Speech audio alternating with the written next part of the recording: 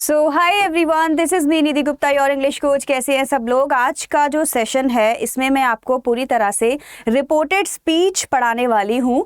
Reported speech से related जितने भी रूल्स हैं वो हम लोग क्लियर करेंगे। मेनली हम लोग 3 तरह के रिपोर्टेड स्पीच पढ़ने वाले हैं। First of course is your statement, जिसमें आप लोग स्टेटमेंट्स की बात करते हैं, कैसे उसको डायरेक्ट से इनडायरेक्ट में चेंज करना है, ठीक है। दूसरा हम लोग करेंगे इंट्रोगेटिव सेंटेंसेस को, क्वेश्चंस जब किसी से करते हैं तो उसको डायरेक्ट से इनडायरेक्ट में कैसे चेंज करते हैं। और तीसरा हम लोग करेंगे इंपेरेटिव सेंटेंसेस को, जब हम किसी को ऑर्डर देते हैं, कमांड देते हैं, रिक्वेस्ट करते हैं तो उनको डायरेक्ट से इनडायरेक्ट में कैसे चेंज करते हैं। सो अल्टीमेटली इसी वीडियो के अंदर आपको पूरा डायरेक्ट इनडायरेक्ट समझ में आ जाएगा और इसके साथ साथ हम लोग एक्सरसाइजेस भी करने वाले हैं। सो आई एम श्योर अगर आपने वीडियो को लास्ट तक देखा तो आपको रूल्स के साथ साथ एक्सरसाइजेस भी अभी लाइव इसी सेशन में आपके लिए क्लियर हो जाएंगी। जो सेशन है वो शॉर्ट होगा, क्रिस्प होगा, मतलब कि इसी वीडियो के अंदर अंदर आपका डायरेक्ट इनडायरेक्ट डन। तो मान लो ये 1 आवर की प्रॉपर वीडियो हमारी बनती है तो आप समझ लो 1 आवर में आपने पूरा रिपोर्टेड स्पीच समझ लिया, क्योंकि मैं बेसिक से समझाऊंगी और एक्सरसाइजेस तक जाऊंगी। ठीक, आप देखो कुछ कंफ्यूजन बच्चों को होती है, सबसे पहले वो क्लियर कर लेते हैं। जैसे कुछ बच्चों का क्वेश्चन होता है कि मैम रिपोर्टेड स्पीच होती है या डायरेक्ट इनडायरेक्ट होते हैं या नरेशंस होते हैं, तीनों में क्या डिफरेंस है और तीनों एक ही है या क्या है? तो देखो तीनों ना एक ही होते हैं। क्या होते हैं? तीनों को एक ही चीज बोलते हैं। इसी को आप रिपोर्टेड स्पीच बोलोगे, इसी को आप क्या बोलोगे? डायरेक्ट एंड इनडायरेक्ट बोलोगे। ठीक है, डायरेक्ट मतलब डायरेक्ट सेंटेंस होगा और उसको किस में कन्वर्ट करना रहेगा? इनडायरेक्ट में कन्वर्ट करना रहेगा। ओके, सो इसी को डायरेक्ट एंड इनडायरेक्ट बोलते हैं। तो जो यूपी बोर्ड के बच्चे हैं, बिहार बोर्ड के बच्चे हैं या आप किसी भी स्टेट बोर्ड के हैं, तो आपके क्वेश्चन पेपर में ऐसा कुछ क्वेश्चन आता है जिसमें आपको डायरेक्ट सेंटेंस दिया जाता है, ठीक है, और बोला जाता है कि इसको इनडायरेक्ट में कन्वर्ट करो।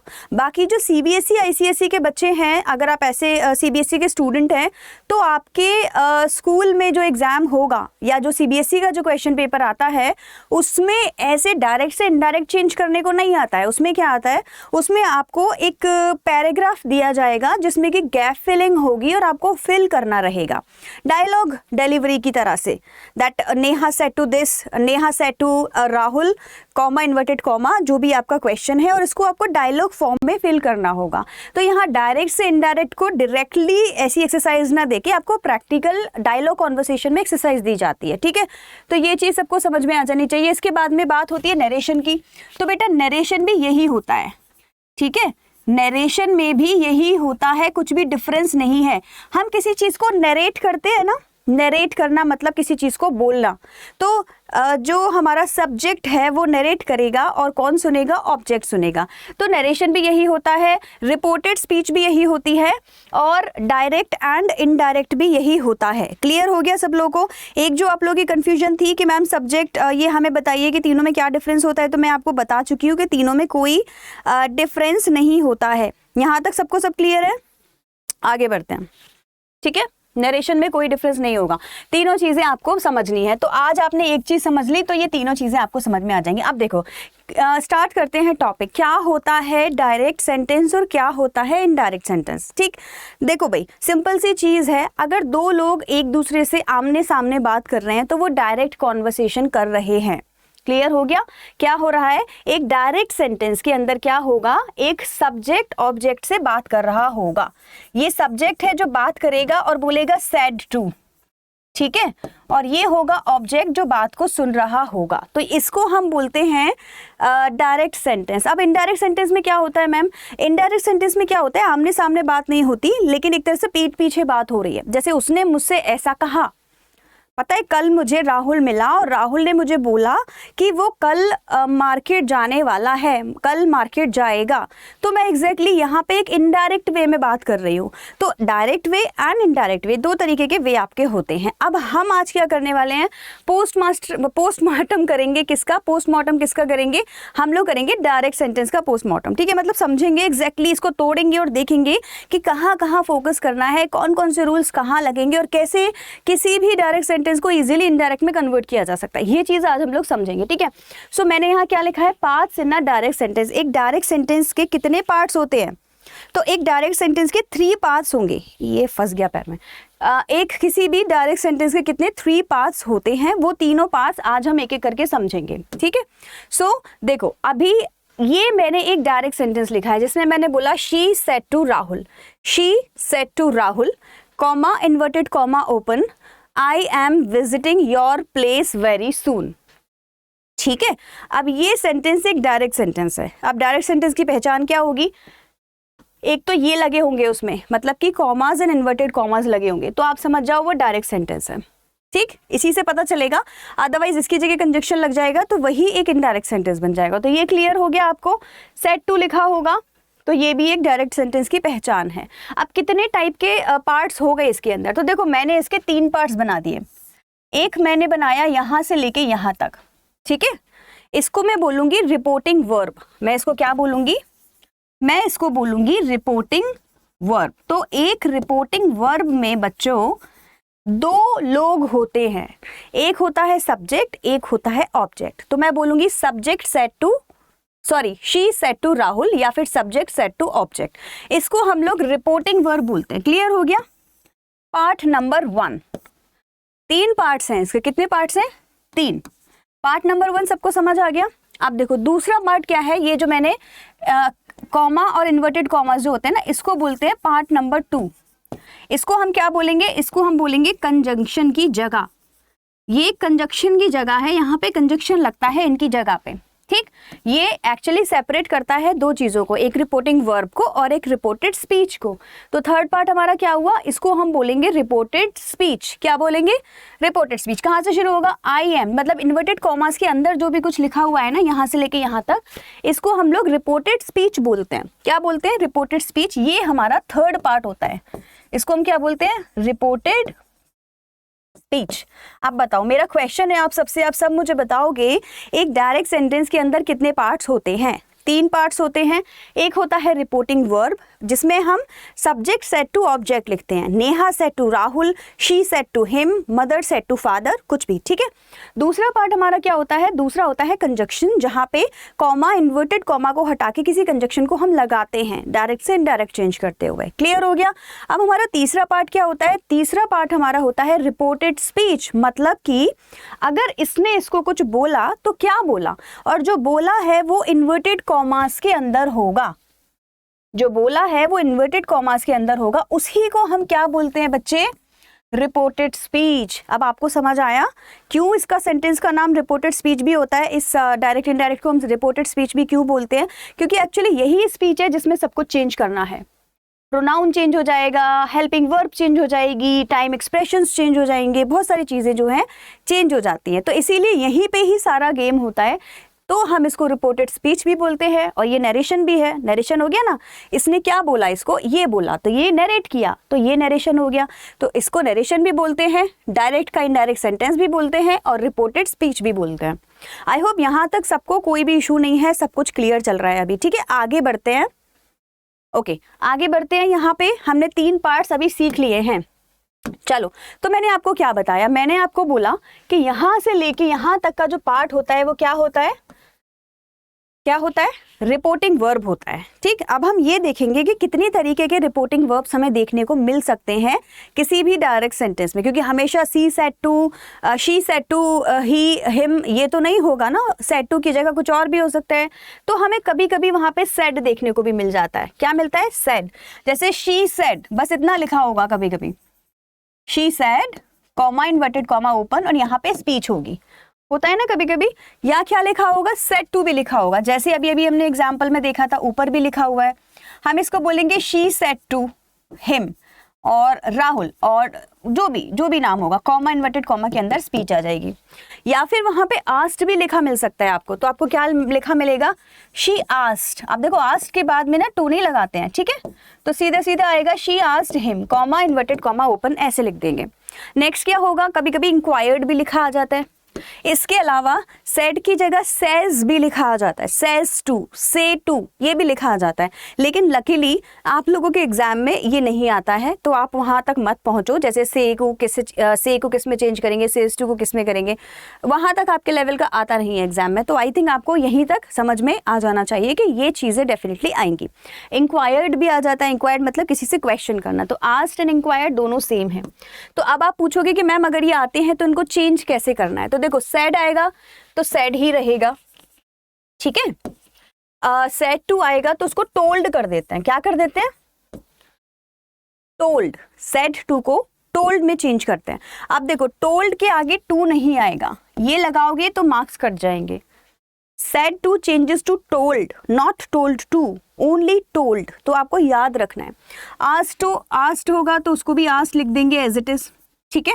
इंक्वायर्ड होगा तो इंक्वायर्ड को भी आप इंक्वायर्ड लिख सकते हैं, या फिर आप चाहें तो क्या कर सकते हैं, इंक्वायर्ड की जगह आप क्या कर सकते हैं, यहाँ पे आस्क्ड फिर से लिख सकते हैं। तो दोनों ही सही होंगे, इसमें कोई प्रॉब्लम आपको नहीं होगी। आप कुछ स्टेट बोर्ड के बच्चे हैं जिनके एग्जाम में ऐसा आ जाता है कि सेज टू लिखा है या और कुछ लिखा है, तो मैं आपको बता देती हूँ यहाँ पे, ठीक है। यहाँ पे आपको एक बार बता देती हूँ और ऑप्शंस आपके पास में क्या क्या होते हैं। जैसे आ सकता है says to, she says to him, ऐसे करके आ सकता है, शी सेज टू हिम, है ना।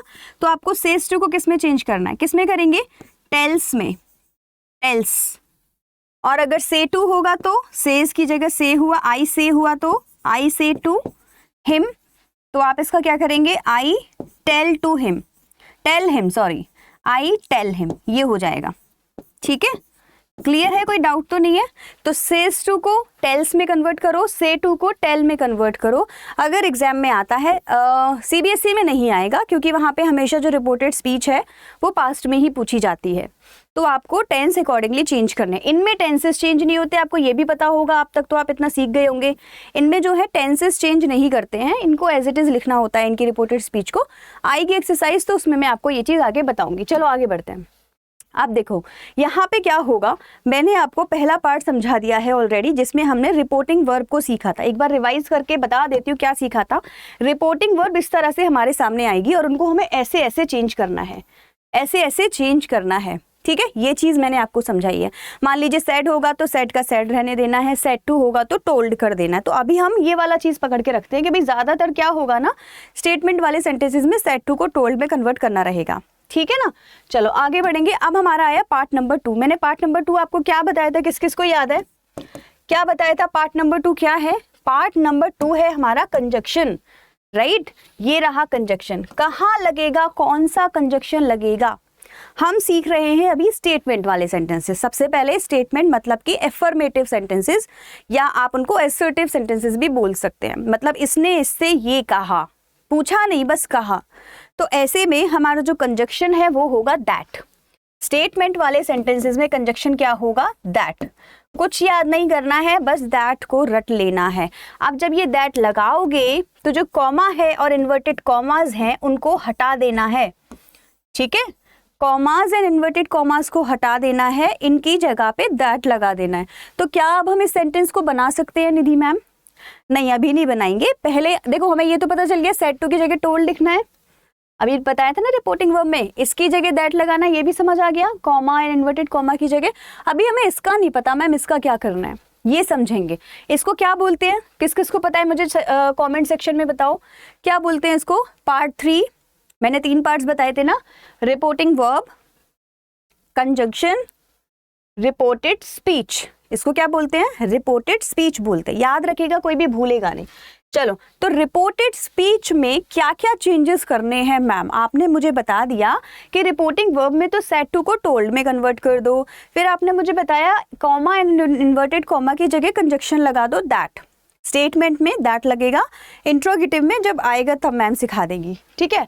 फिर आपने मुझे बताया कि ये रिपोर्टेड स्पीच है, मैम ये भी बताओ प्लीज़ कि इसमें क्या क्या चेंजेस होंगे। तो मैं वो बता देती हूँ आपको। देखो क्या क्या चेंजेस होंगे, इसमें टेंस चेंज होता है, इसमें प्रोनाउन चेंज होता है, एंड इसमें place and time expressions change होते हैं। तो एक रिपोर्टेड स्पीच में यहाँ से लेके यहाँ तक 3 चीज़ें चेंज करनी पड़ती हैं। टेंस चेंज होता है, ठीक है। क्या चेंज होता है? टेंस। अब टेंस की एक टेबल होती है, टेंस की क्या होती है? टेबल होती है, जिसमें सारे प्रेजेंट को पास्ट में कन्वर्ट कर देते हैं, पास्ट को भी पास्ट में कर देते हैं, मॉडल वर्ब्स को भी मॉडल वर्ब्स में कर देते हैं। तो वो टेबल हमें याद करनी पड़ेगी, वो मैं भी आपको दिखाऊंगी और उसी के अकॉर्डिंगली आपको आज ही साथ में पढ़ते पढ़ते वीडियो याद हो जाएगा वो, ठीक है। प्रोनाउंस कैसे चेंज होते हैं? देखो प्रोनाउन हमारे पास में 3 तरीके के होते हैं, first person, second person, third person. Accordingly वो चेंज होंगे। ये भी मैं आपको पढ़ाऊंगी कि फर्स्ट सेकंड थर्ड पर्सन कौन कौन से हैं और ये कैसे चेंज होंगे, ये भी बताऊंगी। फिर आता है टाइम एंड एक्सप्रेशन का कुछ टेबल होती है, ये भी आपको एक टेबल के फॉर्म में याद करने होते हैं। मैं ये टेबल भी आपको अभी दिखा दूंगी और ये इजी है, ये सबसे इजी है क्योंकि आपको बस एक बार याद करना है कि किसकी जगह पे क्या आएगा। जैसे हियर की जगह पे देयर आएगा, कम की जगह पे गो आएगा, येस्टरडे की जगह पे द प्रीवियस डे आएगा। तो ये टाइम एक्सप्रेशंस होते हैं। तो 3 चीज़ें हर रिपोर्टेड स्पीच में आपको देखनी है। क्या क्या देखेंगे? टेंस हमने चेंज कर दिया है कि नहीं कर दिया है, प्रोनाउन हमने चेंज कर दिया है कि नहीं कर दिया है, and third one is time expression से कर दिए हैं तो उनको चेंज कर दिया है या नहीं कर दिया है। क्लियर हो गया? अब अकॉर्डिंगली अब हम तैयार हैं बच्चे इस सेंटेंस को बनाने के लिए। क्या मैं बना सकती हूँ? मैम मुझे तो नहीं आता कि टेंसेस को कैसे चेंज करना है, आपको सिखाना पड़ेगा। तो ठीक है, मैं आपको सिखा दूंगी कि टेंसेस को कैसे चेंज करना है, लेकिन उससे पहले एक बार मैं आपको ये वाला सेंटेंस बना के दिखाती हूँ कि एक इनडायरेक्ट सेंटेंस देखने में कैसा लगता है, क्योंकि ये तो डायरेक्ट है ना। कैसा सेंटेंस है ये है डायरेक्ट सेंटेंस, और इनडायरेक्ट कैसा लगेगा देखने में? देखो, तो हम उसको कैसे बनाएंगे? हम बनाएंगे शी टोल्ड राहुल, ठीक है, सेड टू को मैंने क्या कर दिया? टोल्ड कर दिया। दैट, है ना, कॉमा इन्वर्टेड कॉमा हटा के क्या लगाऊंगी? दैट लगाऊंगी, बता रखा है ना मैंने आपको। अच्छा, आई मेरा प्रोनाउन है और मैम ने बोला है प्रोनाउन चेंज होता है। अभी के लिए मैं चेंज कर दूंगी, आपको सिखाऊंगी कि वो चेंज कैसे हुआ। तो मैं बोलूंगी शी, आई की मैं यहाँ लगाऊंगी शी सब्जेक्ट के हिसाब से। फिर मैं लिखूंगी एम की जगह पे टेंस चेंज करके was, visiting as it is रहेगा, विजिटिंग। योर प्लेस मतलब राहुल का प्लेस, राइट? तो हिज प्लेस, हिज प्लेस। अब ये कैसे कर रही हूं मैं आपको बहुत जल्दी बताऊंगी, don't worry. Very soon as it is इस पे लिख देना, इसमें ज्यादा कुछ टेंशन वाली बात है नहीं। तो ये मैंने क्या किया अभी, ये मैंने आपको रिपोर्टेड स्पीच का एक डायरेक्ट से इनडायरेक्ट में कन्वर्ट करके दिखाया। ऐसे ही आपको बहुत सारे करने हैं, मैं आपको एग्जाम्पल्स दिखाती जाऊंगी, आप लोग मेरे साथ साथ इसको सॉल्व करते जाना। अब देखो, टेंसेस की बात कर लेते हैं। मैंने आपको बोला कि रिपोर्टेड स्पीच में टेंसेस चेंज होते हैं, ठीक है? तो जो डायरेक्ट स्पीच है वो रिपोर्टेड स्पीच में जब चेंज होगी तो टेंसेस कैसे चेंज होगी? तो मैं इसको इनडायरेक्ट भी लिख सकती हूँ। क्या लिख सकती हूँ? इनडायरेक्ट सेंटेंस भी लिख सकती हूँ। डायरेक्ट से इनडायरेक्ट में या फिर डायरेक्ट से रिपोर्टेड स्पीच में क्या क्या चीजें चेंज होगी एक एक करके देख लेंगे। तो देखो, यहाँ पे मैं लिखूंगी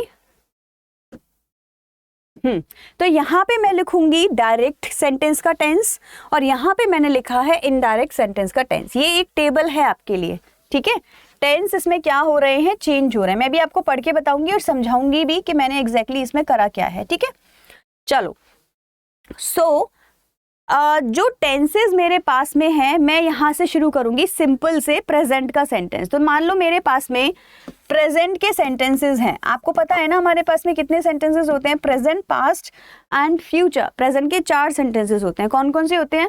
simple present, present continuous, present perfect and present perfect continuous. 4 sentences होते हैं, 4 टेंसेस होते हैं हमारे पास में। तो डायरेक्ट से इनडायरेक्ट का रूल ये है कि सारे टेंसेस जो प्रेजेंट में हैं वो एज इट इज पास्ट में चेंज हो जाते हैं। जैसे मैंने यहाँ पे सेंटेंस में क्या लिखा था आपको याद होगा, तो मैंने बोला आई एम विजिटिंग योर प्लेस, तो मैंने कर दिया she was visiting his place. She के साथ में वॉज लगा दिया, एम की जगह वॉज लगा दिया। क्यों लगाया? क्योंकि प्रेजेंट चेंज होगा पास्ट में। यही रूल यहाँ पे आपको एक बार समझ में आएगा। आप देखो, simple present changes to simple past. Simple easy मतलब कि सिंपल प्रेजेंट में कुछ भी होगा तो वो सिंपल पास्ट में चेंज हो जाएगा। अब आप बोलोगे मैम इसके लिए तो टेंसेस याद करने पड़ेंगे। हाँ, इसीलिए आपको पहले टेंसेस याद कराए जाते हैं, जिससे कि आपको ये याद रहे कि भाई सिंपल प्रेजेंट में कौन कौन सी हेल्पिंग वर्ब होती है। क्या क्या होता है बताओ? वर्ब की फर्स्ट फॉर्म होती है एस और एस होता है, और पास्ट में क्या होता है? सेकंड फॉर्म होती है। तो कहीं भी आपको वर्ब की फर्स्ट फॉर्म दिखेगी तो आप उसको सेकंड में कन्वर्ट कर देंगे। नेगेटिव सेंटेंस होगा तो यहाँ डू डज होगा और आपको उसको क्या कर देना है? डिड में कन्वर्ट कर देना है। डू डज प्रेजेंट में होता है, पास्ट में डिड होता है। क्लियर हो गया ना? तो ये आप अभी जब वीडियो को देख रहे हो तो साथ साथ ये चीज लिखते जाओ, जिससे कि आपको ये याद हो जाएगा, ठीक है? आप देखो क्या हुआ, प्रेजेंट कंटिन्यूअस पास्ट कंटिन्यूअस में चेंज हो जाता है एज इट इज, ठीक है, उसी वाले टेंस में। तो प्रेजेंट कंटिन्यूअस में क्या होता है? Is am are. Past continuous में क्या होगा? Was were. तो अगर कहीं भी आपको इज एम आर दिखेगा तो आप उसको क्या कर दोगे? वॉज वर कर दोगे। देखो मैंने भी यही किया है, मुझे यहाँ पे एम दिखा था, मैंने एम को अकॉर्डिंग टू द सब्जेक्ट, जो भी सब्जेक्ट होगा ना उसके हिसाब से करोगे। मान लीजिए यहाँ आई के साथ एम था लेकिन यहाँ शी है, तो शी के साथ में क्या लगाऊंगी, वॉज लगाऊंगी, पास्ट का वॉज लगाऊंगी। यू होता तो वर लगा देती, ठीक है। तो सब्जेक्ट के अकॉर्डिंग चेंज कर देते हैं इसको। ओके, फिर क्या हुआ, present perfect change to past perfect, मतलब कि अगर हैज हैव होगा तो उसको हैड में कन्वर्ट कर देना है। हैज हैव कहाँ पे होगा, प्रेजेंट परफेक्ट में। I have eaten the food, मैं बोल दूंगी he had eaten the food, had हो जाएगा has की जगह। ऐसे ही प्रेजेंट परफेक्ट कंटिन्यूअस किस में चेंज होगा, पास्ट परफेक्ट कंटिन्यूअस में। मैंने क्या बोला, I have been eating the food since 2 o'clock, just made a sentence. मैं बोलूंगी he had been eaten the food, he had been eating the food, had हो जाएगा मतलब had been हो जाएगा, has been have been की जगह had been हो जाएगा। क्लियर हो गया। तो do does की जगह did होगा, फर्स्ट फॉर्म की जगह सेकंड फॉर्म होगा, is them are की जगह was were होगा, has have की जगह had होगा, has been have been की जगह had been होगा। इजी चल रहा है ना अभी तक सब। अब इसके आगे थोड़ी सी डिफिकल्टी आना शुरू होती है क्योंकि अब पास्ट के सेंटेंसेस आ गए। पास्ट किस में कन्वर्ट होगा मैम, फ्यूचर में नहीं। पास्ट फ्यूचर में चेंज नहीं होता है, पास्ट पास्ट में ही चेंज होता है। जैसे पास्ट के 2 टेंसेस अपने ही 2 टेंसेस में चेंज हो जाते हैं, ठीक।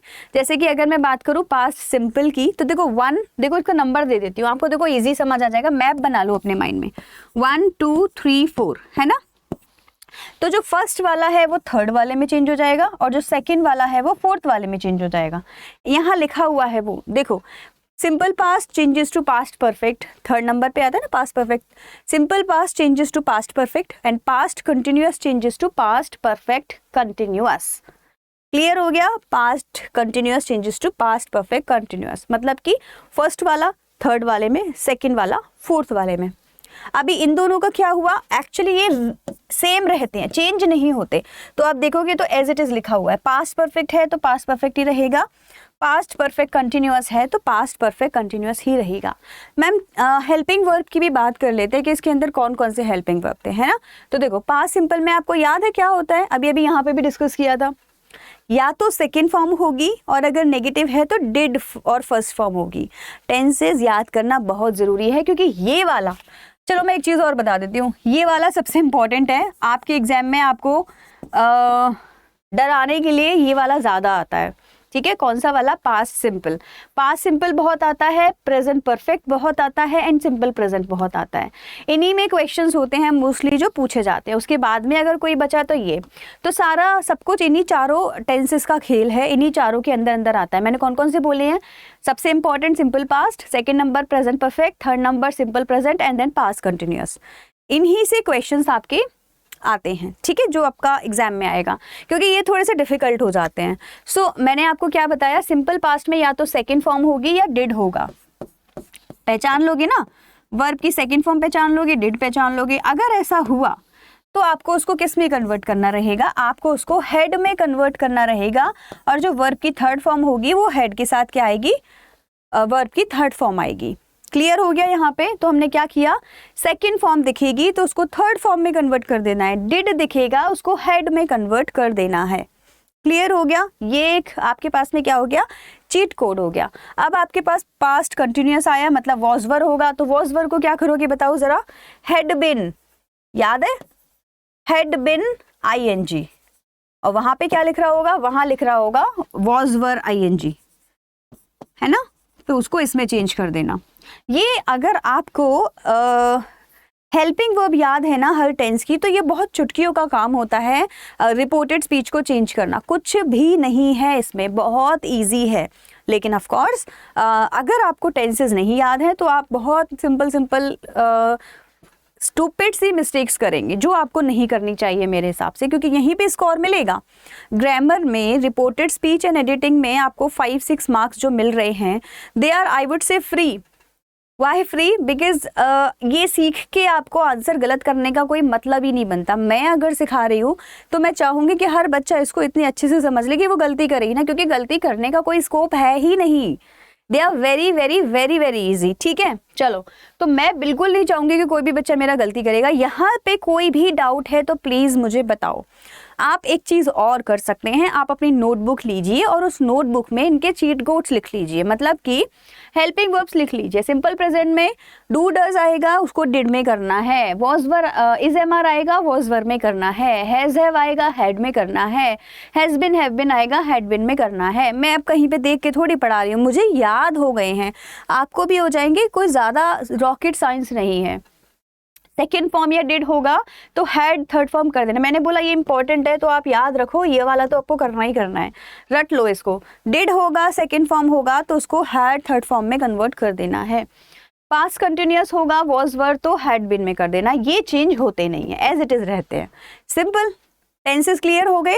प्रोनाउन की बात कर लेते हैं। मैम आप प्रोनाउन भी सिखा दो। चलो अब प्रोनाउन से पहले अभी ये भी देख लो। देखो अब फ्यूचर की बात करेंगे। प्रेजेंट तो चेंज कर लिया था पास्ट में, पास्ट भी चेंज कर दिया था पास्ट में। अब फ्यूचर का क्या करें मैम? तो फ्यूचर के लिए एक बहुत अच्छा ऑप्शन हमारे पास अवेलेबल है, वो ये कि फ्यूचर में बस 2 ही हेल्पिंग वर्ब होती हैं, विल एंड शैल। उसके अलावा कुछ मॉडल वर्ब्स भी होती हैं, है ना, उनको भी यहाँ पे मैंने काउंट कर लिया है। तो मैंने यहाँ सारे लिख लिए हैं। मैंने क्या लिखा है? Will, shall, can, may, must and have to. ठीक है, अब इन्हीं को मैं क्या करने वाली हूँ? चेंज करने वाली हूँ। तो विल को मैं वुड में चेंज कर दूंगी। तो किसी भी डायरेक्ट सेंटेंस में अगर आपको विल दिखेगा तो आप उसको वुड में कन्वर्ट कर देना। शैल दिखेगा तो शुड में मत करना, उसको भी वुड में ही कन्वर्ट करना, ये शुड में कन्वर्ट नहीं होता है। ठीक है, कैन मिलेगा तो इसको कुड में कन्वर्ट कर देना, COULD। मे मिलेगा, इसको माइट में कन्वर्ट कर देना, MIGHT, है ना। ये रूल हैं आपके डायरेक्ट से इनडायरेक्ट में चेंज करने के लिए, रिपोर्टेड स्पीच में चेंज करने के लिए। मस्ट को क्या करते हैं? मस्ट को मस्ट भी रहने देते हैं, ये भी एक रूल है, और इसको हैड टू भी लिख सकते हैं, ये भी एक रूल है, और हैव टू को हैड टू में कन्वर्ट कर देंगे। क्लियर है? तो ये अगर आपको ऐसे कोई भी रिपोर्टेड स्पीच में मिलते हैं, और मैंने नोटिस किया है एक मॉडल वर्ब का ज़रूर आता है, जैसे एक आएगा सिंपल, एक आएगा इंट्रोगेटिव और एक आएगा मॉडल वर्ब का, ताकि ये देखा जा सके कि बच्चा मे को माइट में कन्वर्ट करना जानता है या नहीं, विल को वुड में और शैल को वुड में कन्वर्ट करना जानता है या नहीं।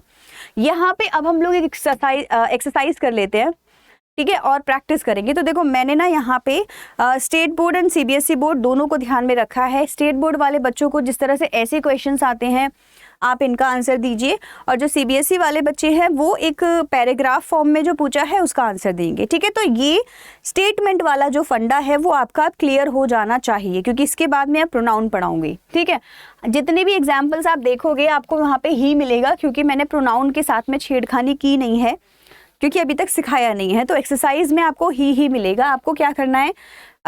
सेट टू पे फोकस करना, सेट टू को टोल्ड में चेंज करो। कंजक्शन कुछ फोकस करना, question comma and inverted comma को दैट में चेंज करो। टेंस पे फोकस करना, प्रेजेंट का पास्ट, पास्ट का पास्ट, एंड फ्यूचर में विल शैल के अकॉर्डिंगली जो भी टेबल सिखाई थी वो। ठीक है ना।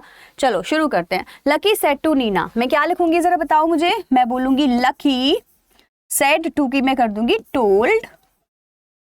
टू लगाऊंगी क्या यहाँ पे? टू ऐसा करके नहीं, टू नहीं लगाते हैं, निधि मैम ने मना किया है।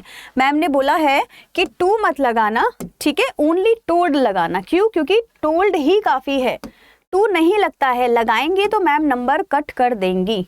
तो हम बोलेंगे Lucky told Neena that. Comma inverted comma लगा दूं क्या? नहीं, उसी को हटा के तो कंजक्शन दैट लगाया है, उसकी अब जरूरत नहीं है।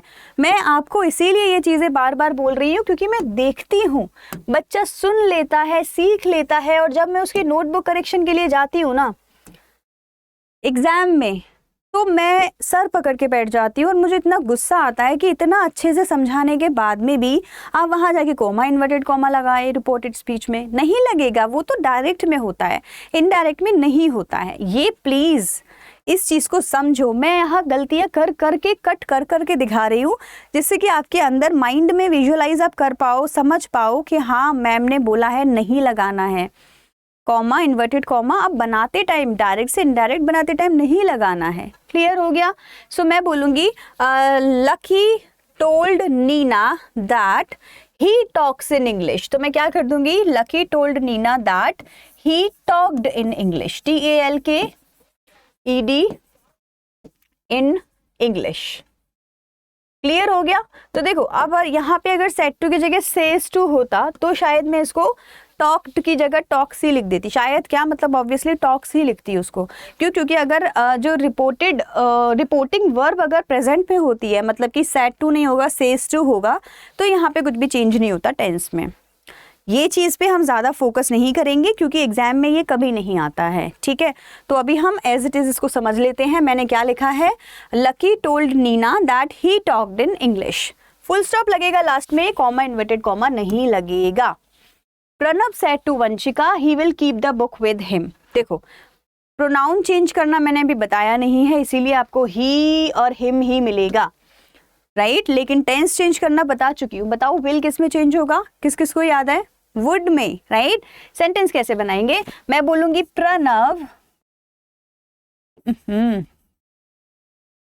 प्रणव सेड टू हो जाएगा told, Vanshika Pranav told Vanshika that के आगे क्या, ही विल की जगह हो जाएगा he would keep the book with him, he would keep the book with him, as it is हो जाएगा पूरा, कुछ भी और चेंजेस में हो ही नहीं रहा है क्योंकि एज इट इज बाकी का सेंटेंस लिख देंगे। विल को वुड करना था, इन्वर्टेड कॉमा की जगह कॉमा इन्वर्टेड कॉमा की जगह दैट लगाना था, सेड टू की जगह टोल्ड लगाना था। क्लियर हो गया। अब तो ये इजी लग रहा होगा, आई एम डेफिनेटली श्योर सबको इजी लग रहा होगा। ये आपको होमवर्क में करना है और इसका आंसर आप मुझे कॉमेंट सेक्शन में देंगे। क्या करेंगे, कमेंट सेक्शन में इसका आंसर मुझे देंगे आप लोग। बताइए सेंटेंस नंबर 1 डाल के और सेंटेंस नंबर 2 डाल के इनके आंसर क्या होंगे। ही एज इट इज है, राइट। हिम मतलब प्रोनाउन क्योंकि मैंने सिखाया नहीं है, बस आपको क्या करना है, आपको टेंस में चेंज करके देना है, कॉमाज इन्वर्टेड कॉमाज में चेंज करके देना है, सेड टू को टोल्ड में चेंज करके देना है। कितना इजी लग रहा होगा आपको, लग रहा है ना, बहुत इजी है, इसमें कुछ है ही नहीं करने के लिए। लेकिन बच्चे गलत कर देते हैं क्योंकि वो बेसिक कॉन्सेप्ट नहीं समझते। आज मैंने आपको बेसिक से समझाया है, एक और बार वीडियो देखना, कम से कम 2 बार इस वीडियो को देखना और आपको समझ आएगा कि ये कितना ईजी है। मैम मैं तो बेकार में परेशान हो रहा था।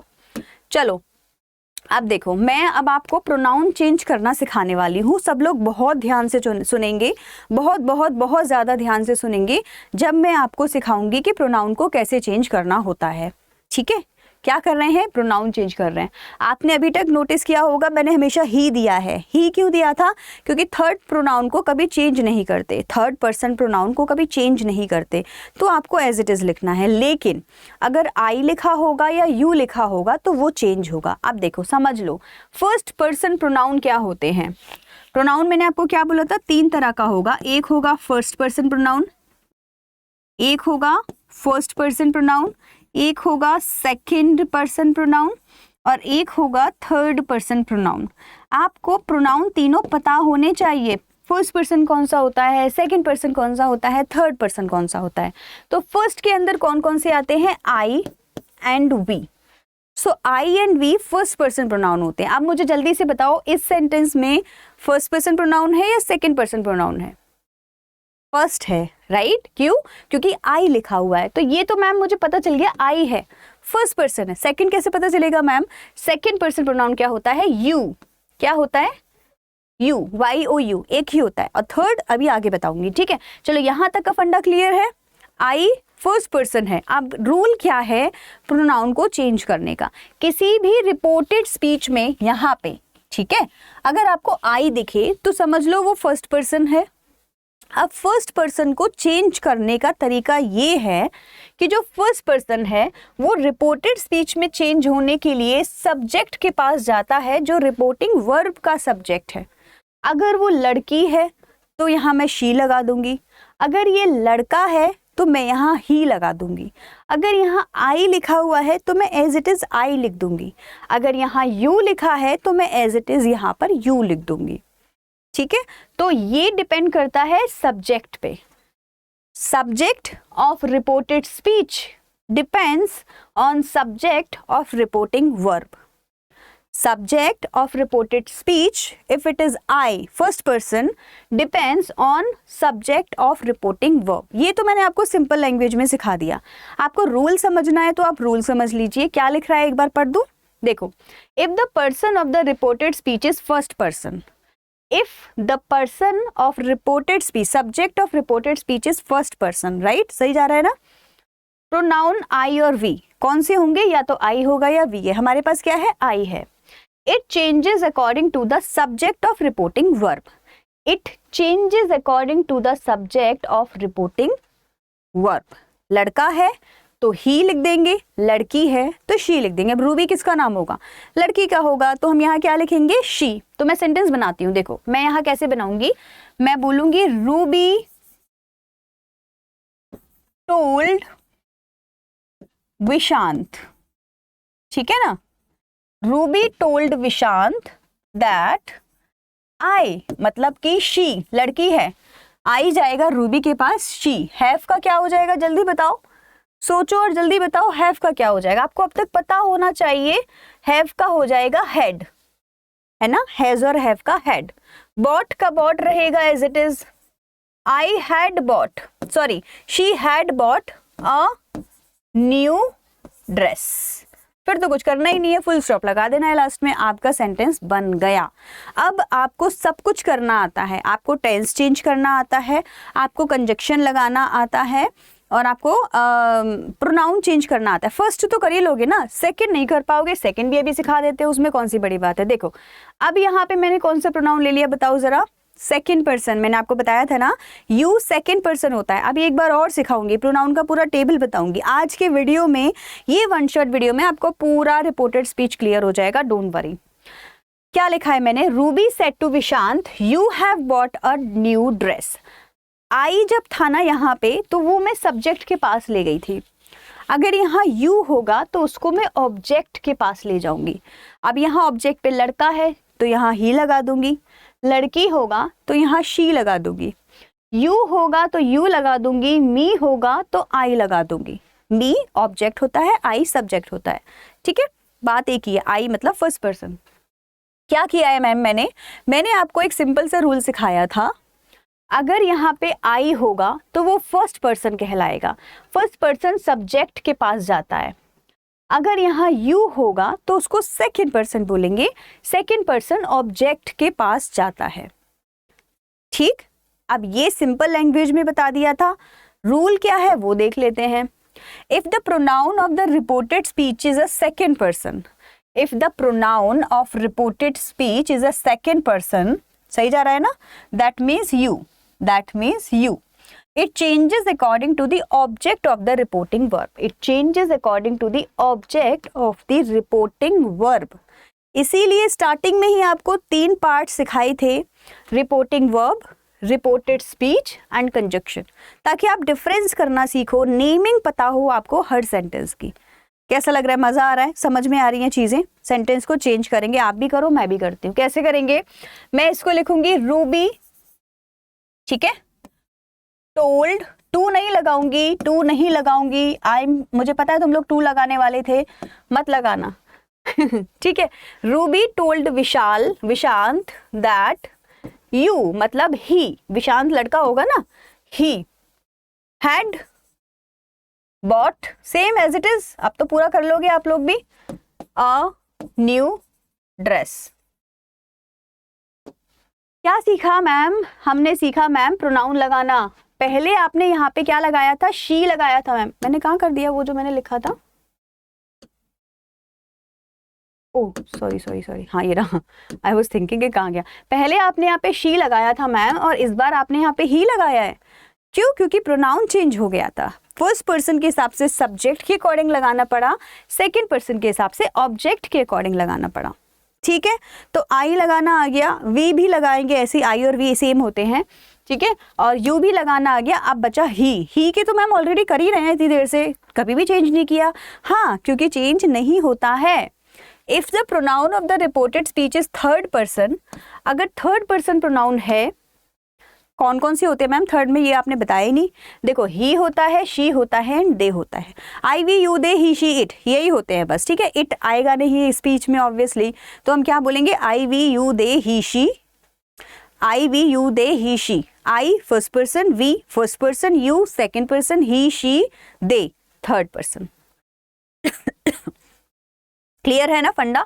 तो ही होगा, शी होगा, दे होगा, चेंज ही नहीं करेंगे, एज इट इज लिख देंगे। तो मैम ये तो और भी इजी हो गया, तुम्हें तो कुछ नहीं करना, टेंस चेंज करना है बस। हाँ जी ये इजी है, सब कुछ इजी ही है। इट रिमेन सेम, सेम रहता है, चेंज नहीं होता है। सो आप बोलेंगे Ruby told Vishant, told to मत लिखना, टोल्ड लिखना बस, दैट क्या बोलेंगे, ही हैव, ही की जगह ही रहेगा, हैव की जगह हैड हो जाएगा, बाकी एज इट इज कंप्लीट कर लो। सेम सेंटेंस है, क्योंकि मैंने एक ही सेंटेंस को लेके आपको तीनों तरीके के प्रोनाउन बनाने सिखाए हैं। I we you they he she it pronoun होते हैं। एक टेबल मैं यहाँ पे लिखने वाली हूँ जिसमें आपको सब्जेक्टिव एंड ऑब्जेक्टिव प्रोनाउन पता होने चाहिए, क्योंकि अभी कोई एग्जाम्पल ऐसा आया नहीं जिसमें ऑब्जेक्टिव प्रोनाउन लिखना था, लेकिन वो भी आपको पता होना चाहिए, ठीक है। तो मैं यहाँ कैसे लिखूंगी, first person, second person and third person के बारे में बात करूंगी। आई एंड वी फर्स्ट पर्सन होते हैं, यू सेकेंड पर्सन होता है, ही शी दे थर्ड पर्सन होते हैं। क्लियर हो गया। आई और वी को कैसे चेंज करेंगे, आई का ऑब्जेक्ट होता है मी, वी का ऑब्जेक्ट होता है अस। होगा ऐसा सेंटेंसेस में कहीं कहीं पे ऑब्जेक्ट लगाना होगा, तो आप इस टेबल को याद रखेंगे। यू का ऑब्जेक्ट यू ही रहता है, इसको चेंज नहीं करते। ही का होता है हिम, शी का होता है हर, दे का होता है देम। क्लियर। तो जहां पे ऑब्जेक्ट की जगह लगानी होगी तो हम इनको लगाएंगे, जहां सब्जेक्ट की जगह लगानी होगी यहाँ इनको लगाएंगे। अभी इसको लिख के रख लो, क्योंकि एग्जाम्पल्स जब आएंगे, एक्सरसाइजेस जब आएंगे, तब मैं आपसे पूछूंगी कि अब बच्चे मुझे आंसर बताओ। So you have the questions now, and ये जो क्वेश्चंस हैं ये रिपोर्टेड स्पीच के लिए हैं, डायरेक्ट से इनडायरेक्ट चेंज करने के लिए। अब आपको हर चीज़ का ध्यान रखना है। किस किस चीज़ का ध्यान रखेंगे, आपको ध्यान रखना है कि मैं प्रोनाउन सही लगा लूँ और मुझे टेंस पता हो। मैं चेंज करूँगी यहाँ, आप करो अपने नोटबुक में, और करेक्ट आंसर को कमेंट सेक्शन में मुझे लिख के देना। Barbie said to Pranav, Barbie ने प्रणव से क्या कहा, I didn't and you didn't, दोनों का है, आपको चेंज करके देना है, ठीक है। तो मैं इसको एज इट इज कर देती हूँ। बारबी टोल्ड प्रणव, क्या बोला, दैट लगाएंगे ना। आई डिडेंट, आई जाएगा बारबी के पास, बारबी लड़की होगी फॉर श्योर, तो मैं यहाँ पे शी लिखूंगी। डिड नॉट, पास्ट सेकेंड है, पास्ट सिंपल है, पास्ट सिंपल पास्ट परफेक्ट में चेंज होता है, मुझे यहाँ हैड नॉट लगाना होगा, तो मैं बोलूंगी हैड नॉट। चीट कोड मिल गया, डिड नॉट को हैड नॉट में चेंज करना होता है। Realize, she had not realized, मैं रियलाइज्ड लिखूंगी, यहाँ पे रियलाइज है क्योंकि यहाँ पे सेकंड फॉर्म फर्स्ट फॉर्म लगनी थी डिड नॉट के साथ में, मैंने हैड नॉट लगाया है तो मुझे थर्ड फॉर्म लिखनी होगी। ये सेंस ऑफ लैंग्वेज होता है। अगर रूल के हिसाब से देखोगे तो भी सही है, आपको खुद लगेगा हैडंट रियलाइज नहीं होगा, हैडंट रियलाइज्ड होगा, राइट। दोनों चीज तरीके से। माई मिस्टेक मतलब रूबी की मिस्टेक, मतलब लड़की की मिस्टेक, तो मैं बोलूंगी हर मिस्टेक। क्लियर हो गया, फुल स्टॉप। नेक्स्ट बनाएंगे, क्या डिफरेंस है दोनों में, क्या डिफरेंस है, ये आई है ये यू है, तो ऑफ कोर्स हमको प्रोनाउन का ध्यान रखना है, बाकी सब एज इट इज रहेगा। तो मैं यहाँ बोलूंगी बारबी सेड टू प्रणव, मतलब Barbie told Pranav that, you मतलब प्रणव मतलब लड़का, ही। डिड नॉट का क्या हो जाएगा फिर से, हैड नॉट। रियलाइज का क्या हो जाएगा, realized. According to the tense, इसका कोई रूल नहीं होता, टेंस के अकॉर्डिंग है। हैड नॉट है, जब हैड लगाओगी तो थर्ड फॉर्म लगेगी ना, डिड के साथ में इन्होंने फर्स्ट लगाई है। इसका कोई ऐसा स्पेशल रूल नहीं सीखना है आपको, ये तो आपको वैसे ही पता होना चाहिए। सो ही हैड नॉट रियलाइज्ड, क्या रियलाइज नहीं किया, योर मिस्टेक। किसकी मिस्टेक, प्रणव की मिस्टेक, प्रणव के लिए ही लगाया था ना, तो हम बोलेंगे किसकी mistake, his mistake, his mistake. Full stop, full stop, full stop. Clear हो गया। अभी देखो ये प्रोनाउन वाली एक्सरसाइज आपको समझ में आ गई, आपने खुद से प्रोनाउन चेंज करें। अगर आपका आंसर मैच कर रहा है तो अभी आप एक बार कमेंट सेक्शन में मुझे बताना कि हाँ मैम हमारा आंसर मैच कर गया एंड समझ में चीज़ें आ रही हैं, तो मुझे पता चलता रहेगा कि आपको चीज़ें समझ में आ रही हैं। ठीक है, एक बार वीडियो को लाइक भी ज़रूर कर देना, क्योंकि आप लोग पढ़ते पढ़ते इतना इनग्रोस्ड हो जाते हो, आप लोग लाइक करना भूल जाते हो। तो मैंने आपको थर्ड पॉइंट बताया था tenses, pronoun and time expressions. तो ये टाइम एक्सप्रेशन की टेबल है, सब लोग एक इसका स्क्रीनशॉट ले लेंगे, ठीक है, और इसको अपने पास रख लेंगे, ये आपको काम आएगी चेंज करने में एक्सप्रेशंस। अभी तक की एक्सरसाइज में मैंने कहीं टाइम एक्सप्रेशन दिया नहीं था जानबूझ के, क्योंकि मैं नहीं चाहती थी कि आप इसको गलत करें। अब मैं सिखा रही हूँ, आगे की एक्सरसाइज में आएंगे, ठीक है। जैसे कि डायरेक्ट से इनडायरेक्ट में कैसे चेंज करें, टुडे होगा तो उसको दैट डे बोलेंगे, नाउ को देन बोलेंगे, मतलब इन वर्ड्स को चेंज कर देते हैं बस, ठीक है। जो भी लिखा होगा, ऐसा कुछ लिखा होगा तो उसको इसमें कन्वर्ट कर देना है। फिर yesterday को द डे बिफोर या फिर द प्रीवियस डे भी बोलते हैं। अगो का बिफोर, लास्ट वीक का द वीक बिफोर या प्रीवियस वीक, नेक्स्ट का the following year, tomorrow the next day, the following day, here, there, this, that, these, those, that's it. इससे ज्यादा कुछ नहीं है। कम और गो भी होता है, कम हियर गो देयर हो जाता है उसका, ठीक है, क्योंकि हियर का देयर और कम का गो। तो ये जब आप सेंटेंस बनाओगे ना तब आपको एक्चुअल समझ आएगा कि हाँ मैम ये बात तो सही है, सेंस ऑफ लैंग्वेज के हिसाब से तो यही होना चाहिए। एनीवे, चलो यहाँ तक क्लियर हो गया है, टाइम ज़्यादा हम लोग वेस्ट नहीं करेंगे। मैंने आपको बोला था कि हम दोनों तरीके की एक्सरसाइज कर रहे हैं, स्टेट बोर्ड वालों के लिए डायरेक्ट से इनडायरेक्ट वाले की, और CBSE वाले बच्चों के लिए जो एग्जाम में आएगा वो इस तरह से आएगा। देख लो एक्सरसाइज, है ना, कैसे होगी। एक कॉन्वर्सेशन दी है, देख ली डायलॉग फॉर्म में। अब ये फिल इन द ब्लैंक्स में आपको फिल करके देनी है। स्टार्ट करेंगे। क्वेश्चन है, फादर ने बोला you are looking so worried. Father ने क्या बोला, you are looking so worried. Son ने बोला yes my exams are approaching, क्योंकि मेरे एग्जाम्स आ रहे हैं। किसके आ रहे हैं एग्जाम? सन के। सन लड़का है, ही लगेगा, ध्यान रखना, ही या हिज, है ना। फादर ने बोला you will get good marks this time, तुम्हारे मार्क्स अच्छे आएंगे। सन बोलता है आई थिंक सो। ईजी है, इजी से शुरू करेंगे और थोड़ा डिफिकल्ट करते जाएंगे। चलो इसको स्टार्ट करते हैं। देखो यहाँ पे क्या होता है ना, पूरा पूरा सेंटेंस आपको बनाना नहीं होता है, आपको कुछ कुछ पार्ट्स बनाने होते हैं। काफ़ी हद तक ये खुद ही बना देते हैं, आपको वो चीज़ें बतानी रहेंगी, मेनली वर्ब और प्रोनाउन बताना रहेगा। So father told his son, father ने अपने सन को बोला, क्या बोला, you are looking so worried. तो सन के लिए यू है तो ही आ जाएगा, आ जाएगा ना। तो एक आंसर क्या होगा, ही वॉज लुकिंग, मतलब कि सॉरी आर लुकिंग मतलब प्रेजेंट, हम बोल देंगे was looking. He was looking क्या, सो वरीड,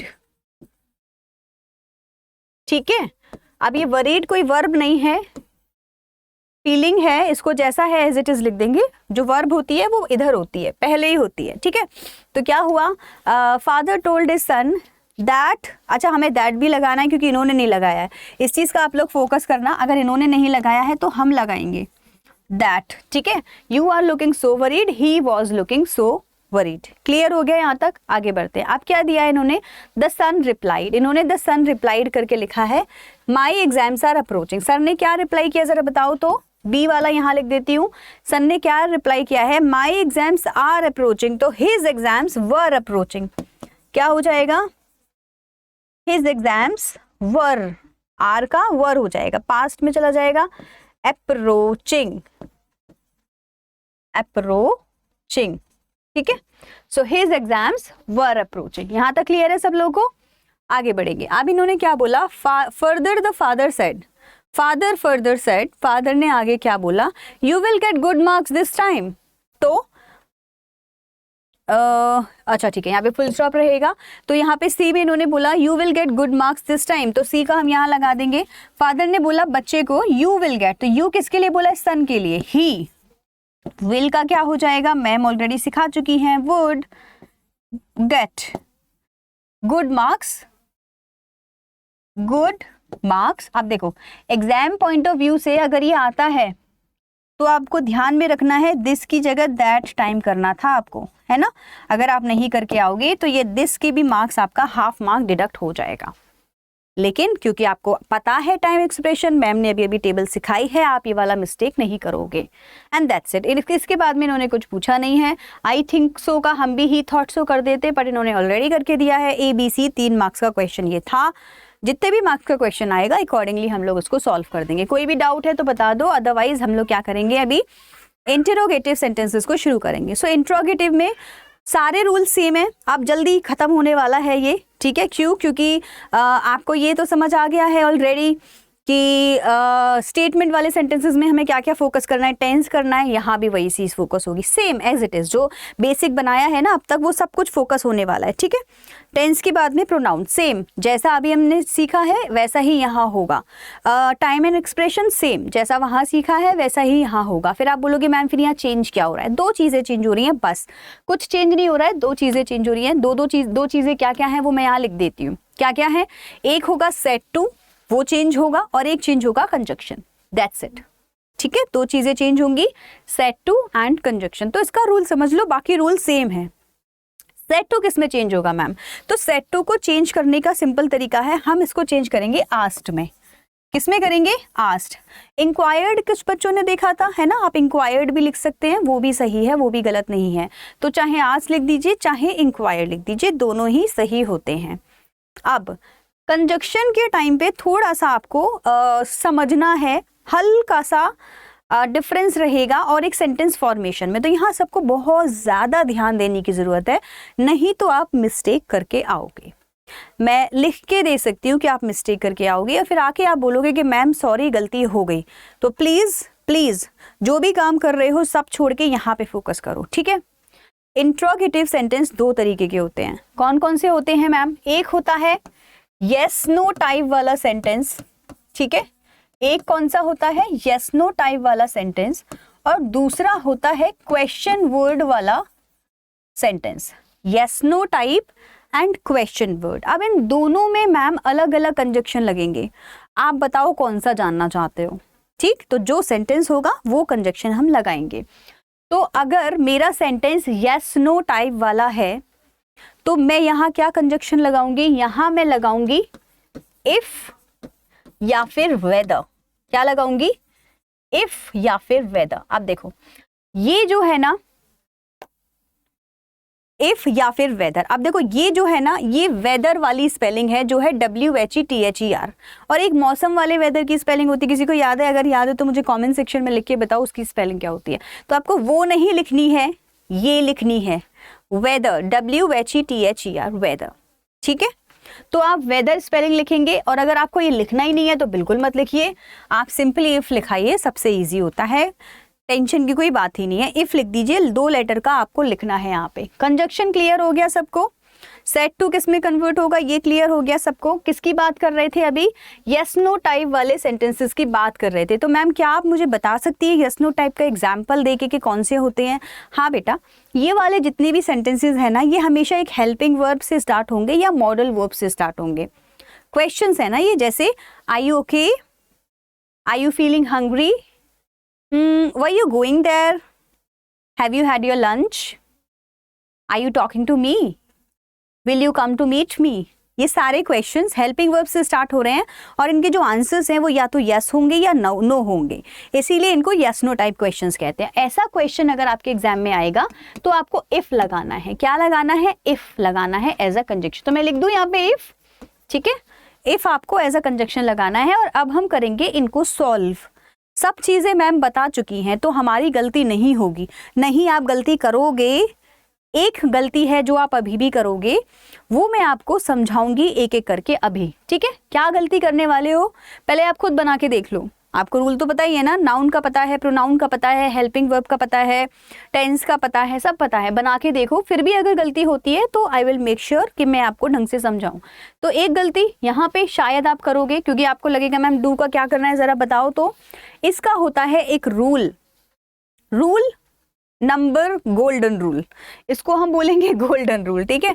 गोल्डन रूल क्या है मैम? अभी तक तो बताया नहीं, अब एकदम से बता रहे हो आप, क्योंकि अभी आया है तो अब आपको ये बताना रहेगा। गोल्डन रूल क्या है?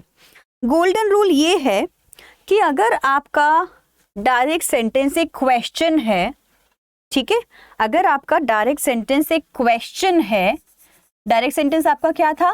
क्वेश्चन था। इसको चेंज जब हम करेंगे डायरेक्ट से इनडायरेक्ट में, तो इसको हम एक असर्टिव सेंटेंस बना देंगे। क्या बना देंगे? असर्टिव। मैम एसर्टिव क्या होता है, ये तो आपने मुझे बताया ही नहीं कभी।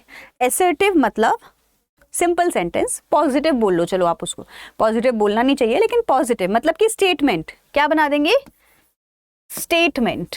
स्टेटमेंट जो पहले अभी तक सीखते आ रहे थे वैसे ही, मतलब सिंपल है, ये हट जाएगा। और सिर्फ इसके हटने से काम नहीं चलेगा, हमारा स्ट्रक्चर भी चेंज होगा।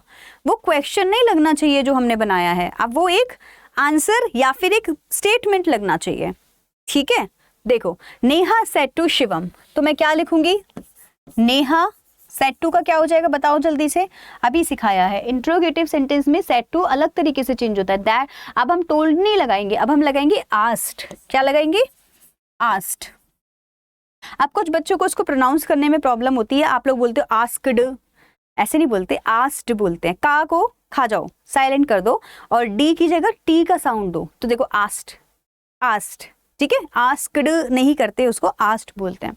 सो नेहा आस्क्ड शिवम, तो ऐसा बोलोगे ना तो थोड़ा अच्छा साउंड करोगे, स्मार्ट साउंड करोगे। बोलो Neha asked Shivam, comma, inverted comma की जगह मैम ने कंजक्शन सिखाया है इफ, तो मैं भी लगा दूंगी इफ, ठीक है। अब बताओ, ये रिपोर्टेड स्पीच मेरे सामने है, मैं क्या करूं, कैसे बनाऊं इसको। तो मैम ने अभी अभी हमें जो सिखाया है कि क्वेश्चन नहीं लिखना है, असर्टिव या एक स्टेटमेंट की तरह लिखना है। तो यहाँ के बाद एक नया फॉर्मेशन शुरू होगा। अब ये वाले साइन को लिख मत देना, ये तो क्या कर रही हूँ मैं, ये वाला साइन बस आपको सिखाने के लिए है, समझाने के लिए है, ठीक है। इस वाले साइन को आपको बस मैं समझा रही हूं कि आपको लिखना कैसे है। इफ के आगे एक स्टेटमेंट लिखेंगे, इसी में से बनाएंगे। अब स्टेटमेंट्स जब लिखते हैं तो सबसे पहला वर्ड क्या होता है बताओ जरा, सब्जेक्ट पहले लिखते हैं ना, या हेल्पिंग वर्ब पहले लिखते हैं।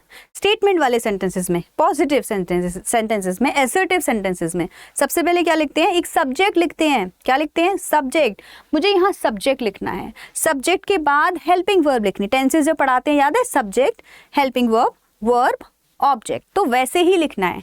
लेकिन ये वैसा नहीं था, यहाँ हेल्पिंग वर्ब पहले थी फिर सब्जेक्ट था। ऐसा क्यों था, क्योंकि ये क्वेश्चन था, और मैम ने अभी बताया है कि क्वेश्चन को असर्टिव सेंटेंस या स्टेटमेंट में कन्वर्ट कर देना, ये दोनों एक ही चीज है, एक ही बात होती है ना।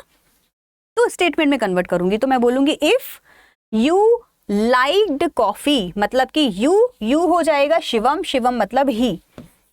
इफ ही, डू मतलब प्रेजेंट सिंपल, ओके, तो पास्ट सिंपल करना पड़ेगा। अब पास्ट सिंपल करूंगी तो क्या डू का डिड करना है, नहीं नहीं नहीं नहीं, ये क्वेश्चन था इसीलिए यहाँ पे हेल्पिंग वर्ब थी। स्टेटमेंट में तो हेल्पिंग वर्ब की जरूरत है ही नहीं, सीधे सीधे पास्ट सिंपल में सेकंड फॉर्म लगा दूंगी। तो मैं बोलूंगी you liked coffee. So Neha asked Shivam if he liked coffee. Do you like coffee, if he liked coffee. आप देखो, इसको आप चीट कोड की तरह याद करना चाहते हो तो वैसे कर लो, जैसे आपको याद करना है आप इसको वैसे कर लो।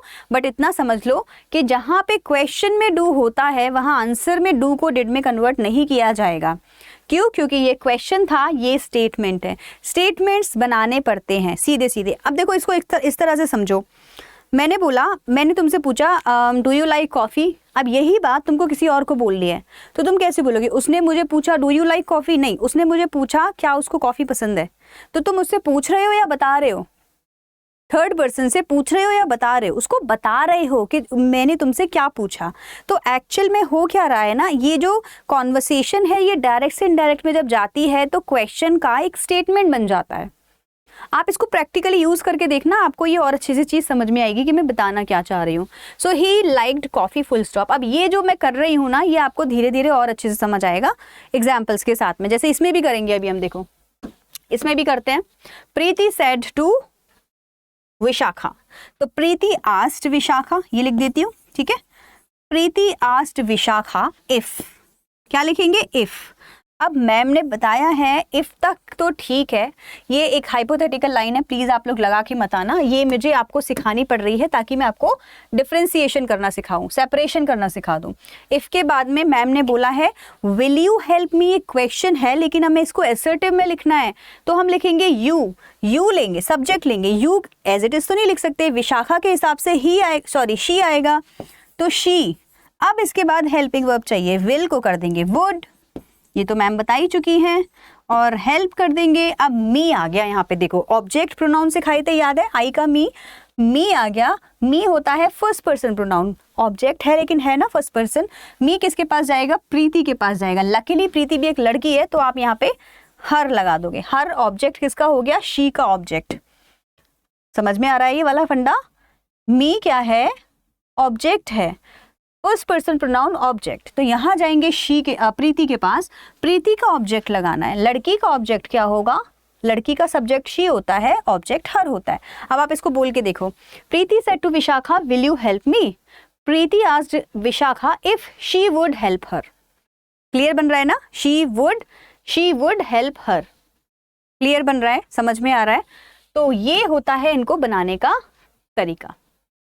2 एग्जाम्पल्स और ले लेते हैं, यहाँ लिखे हुए ये वाले लेते हैं। चलो नहीं यही लेने पड़ेंगे, ये तो कंजक्शन अभी आपको सिखाऊंगी। चलो ये वाला लेते हैं। तो यहाँ पे 2 नाम लिख देती हूँ। ही सेड टू हिम, चलो ये सिंपल ले लेते हैं, ठीक है। He said to him, comma inverted comma open, can I use your phone. अब देखो आई होगा ही के हिसाब से, योर होगा हिम के हिसाब से। करना आपको है, ठीक है, बताओ कैसे करोगे। सो ही आस्क्ड हिम, ठीक। इफ, अब इफ के बाद क्या होगा? मैम ने फिर बताया हमको क्या करना है। हमको ये ध्यान में रखना है कि सब्जेक्ट पहले आएगा, हेल्पिंग वर्ब बाद में आएगी, क्योंकि एक स्टेटमेंट है। तो पहले आई को लेंगे। आई मतलब कि he, subject goes to first person goes to the subject, तो ही। कैन का हो जाएगा कुड। अब तो इजी है, अब तो कोई भी बना लेगा। यूज, किसका फोन? Your phone. किसका फोन? हिम का फोन, लड़के का फोन। हिज फोन, हिम का पॉसेसिव केस क्या हो जाएगा? His phone. फुल स्टॉप लगाएंगे, कॉमा क्वेश्चन मार्क नहीं लगाएंगे, क्योंकि अगर मैंने क्वेश्चन मार्क लगाया, ओहो, क्योंकि अगर मैंने क्वेश्चन मार्क लगाया तो ये क्या बन जाएगा? सेंटेंस बन जाएगा, क्वेश्चन बन जाएगा, जो कि मैं बना नहीं सकती। मैं यहाँ पे फुल स्टॉप नहीं लगा पा रही हूँ। चलो आप लोग समझ गए ना, यहाँ फुल स्टॉप आएगा। चलो नेक्स्ट करते हैं। Did you see my dog, इसको बनाते हैं।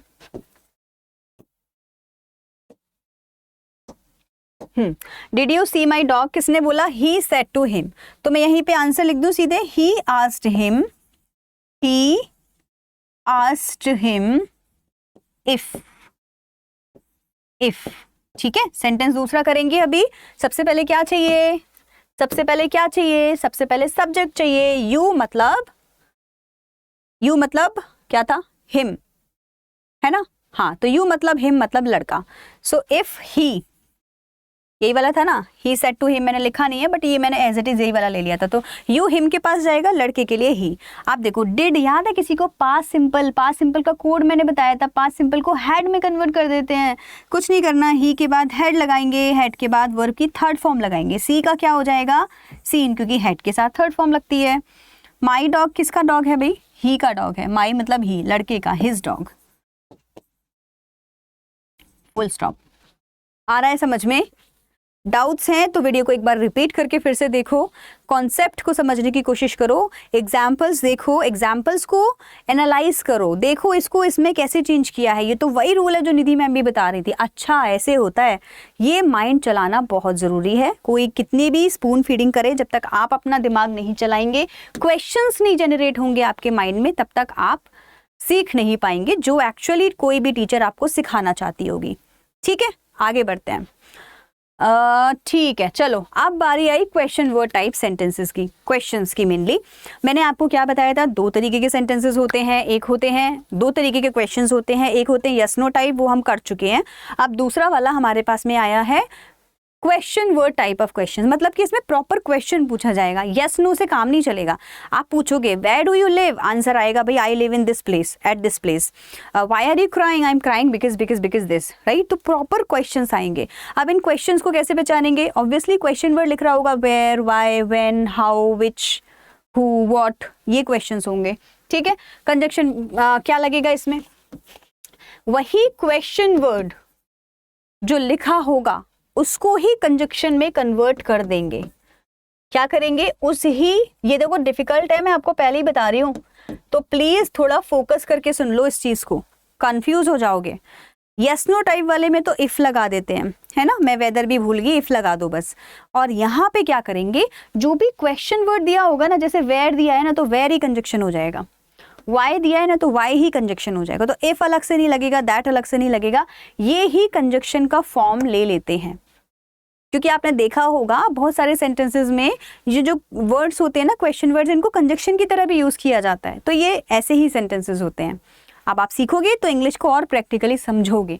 सो मैंने क्या बोला, Khushi asked to Divyanshu where are you going. Tense पता लगा लो कौन सा है, प्रेजेंट है, किस में जाएगा, पास्ट में जाएगा, इजी है। यू पता लगा लो, प्रोनाउन है, यू मतलब दिव्यांशु के पास जाएगा, ही आएगा, इजी है। कंजक्शन पता लगा लो, वेयर मतलब वेयर का वेयर एज इट इज रहेगा, ये भी इजी है। एक और क्या बचा, मैम ने बोला था क्वेश्चन को ना स्टेटमेंट में चेंज करते हैं, तो मतलब यहाँ पे फुल स्टॉप नहीं आएगा, सॉरी क्वेश्चन वर्ड नहीं आएगा, क्वेश्चन मार्क नहीं आएगा, फुल स्टॉप आएगा। मतलब आई थिंक मैं बना लूंगी, मुझे कॉन्फिडेंस आ रहा है, बनाते हैं। चलो, खुशी आस्क्ड टू दिव्यांशु, तो मैं बोलूंगी खुशी आस्क्ड टू नहीं आएगा, सीधा आस्क्ड दिव्यांशु आएगा। तो खुशी आस्क्ड, खुशी आस्क्ड दिव्यांशु वेयर, क्या लिखूंगी, WHERE वेयर। क्यों लिखा मैंने वेयर, बिकॉज मैम ने ही तो बोला है, यही तो कंजक्शन है मेरा। अब मुझे इफ और वेदर अलग से नहीं लगाना है, लेकिन इसके बाद में अब मुझे एक अपना प्रॉपर नया सेंटेंस बनाना पड़ेगा, जिसमें पहले सब्जेक्ट आएगा, फिर हेल्पिंग वर्ब आएगा। सब्जेक्ट क्या है, यू, यू मतलब दिव्यांशु, दिव्यांशु मतलब लड़का, लड़का मतलब ही, आर का हो जाएगा ही के साथ में वॉज, गोइंग का गोइंग एज इट इज रहेगा, और फुल स्टॉप लग जाएगा लास्ट में। ये बन गया मेरा sentence. Khushi asked Divyanshu where are you going, Khushi asked Divyanshu where he was going. Simple.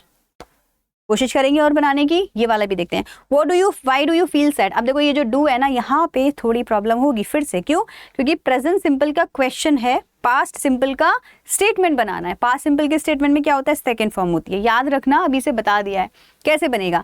खुशी आस्क्ड टू आकांक्षा, तो मैं बोलूंगी खुशी, टू हटेगा, खुशी आस्क्ड आकांक्षा वेयर, सॉरी क्या था, वाई, चलो लिखा नहीं था, बच गया। वाई, वाई के आगे का जो आगे का सेंटेंस है, फिर क्या करेंगे, वाई हमने क्यों लगाया, क्योंकि वाई ही हमारा कंजक्शन था। वाई हमने क्यों लगाया, क्योंकि वाई हमारा कंजक्शन था। अब क्या करेंगे, अब हमको एक प्रॉपर स्टेटमेंट बनाना है इस बचे हुए सामान में से। Do you feel sad is a question in simple present, simple present changes to past simple, past simple का क्वेश्चन नहीं, पास्ट सिंपल का स्टेटमेंट। कैसे लिखेंगे, यू मतलब आकांक्षा, आकांक्षा मतलब लड़की, लड़की मतलब शी।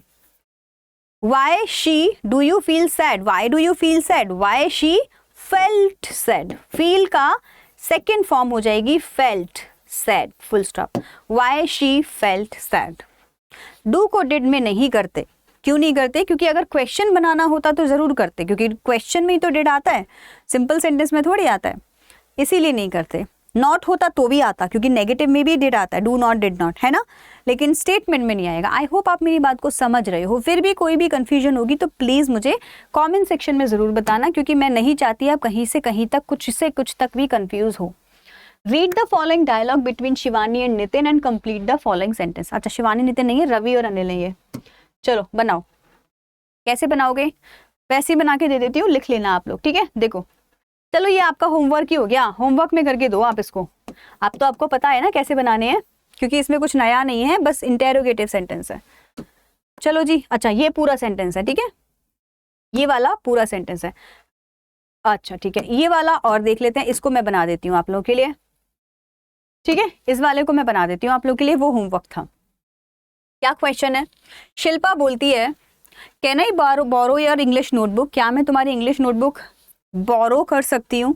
तो शिल्पा आस्क्ड जया इफ, सबसे पहले तो इफ लग जाएगा, क्योंकि कैन वाला है, मतलब कि यस नो टाइप वाला आंसर है ना, तो यस नो टाइप में इफ लगेगा। आई बोरो योर इंग्लिश नोटबुक, आई मतलब शिल्पा, तो शिल्पा मतलब लड़की, तो मैं बोलूंगी इफ शी, कैन का हो जाएगा कुड, बोरो योर मतलब किसकी, जयंती की, मतलब हर, मैंने बोरो लिखा नहीं है, प्लीज लिख लेना, चलो मैं लिख दूं, अदरवाइज आप कंफ्यूज हो जाओगे। Borrow her English notebook. Jayanti replied, Jayanti ने क्या बोला, sure you can, yes you can, तो Jayanti replied that she could. replied that she could surely, मतलब हाँ हाँ तुम पक्का ले सकते हो, तो she could कर दिया you can का, but when will you return, उसने ask किया, क्या पूछा, and asked her, उसको क्या पूछा, when will you return it, तो when देखो एक खुद ही एक कंजक्शन हो गया, asked her when कंजक्शन हो गया, यहाँ से क्या होगा, नया सेंटेंस बनेगा, मैम बताती हैं, so when लिखने के बाद में will you return it, you मतलब she, will मतलब would, return it as it is लिख दो इसको, return it, when she would return it. Shilpa ने क्या बोला, I will return it to you after 2 days from today. तो शिल्पा said that लिखो यहाँ पे, शिल्पा said that, शिल्पा ने क्या बोला, I will return, तो she इन्होंने ऑलरेडी लगा के दिया है, will का कर देंगे वो, ये तो इजी हो गया और ज्यादा, return it to her, so she would return it to her, you मतलब her, after कब, 2 days, कब से, today नहीं, that day है ना, after that day.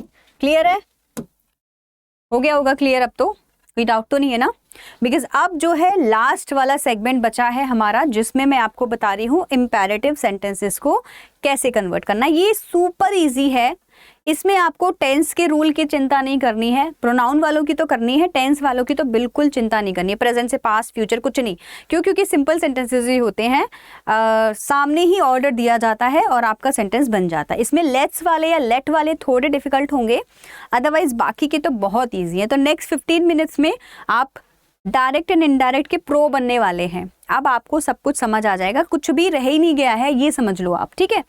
So imperative sentences with exercise हम लोग अभी करने वाले हैं। क्या पढ़ेंगे, इम्पेरेटिव सेंटेंस, क्या चीज़ें इंपॉर्टेंट होती हैं हर नए सेंटेंस में, चाहे वो स्टेटमेंट हो, चाहे वो इंटेरोगेटिव हो, चाहे वो इम्पेरेटिव हो, क्या चीज़ें होती हैं। नंबर 1, सेड टू को कन्वर्ट करना होता है, तो सेड टू को हम किस में कन्वर्ट करते हैं बताइए, और एक कंजक्शन लगाना होता है, 2 चीज़ें होती हैं। तो देखो अगर मुझे याद है तो स्टेटमेंट वाले में मैंने सेड टू को टोल्ड में कन्वर्ट किया था, इंट्रोगेटिव सेंटेंसेस में मैंने सेड टू को आस्क्ड में कन्वर्ट किया था, इंक्वायर्ड में कन्वर्ट किया था।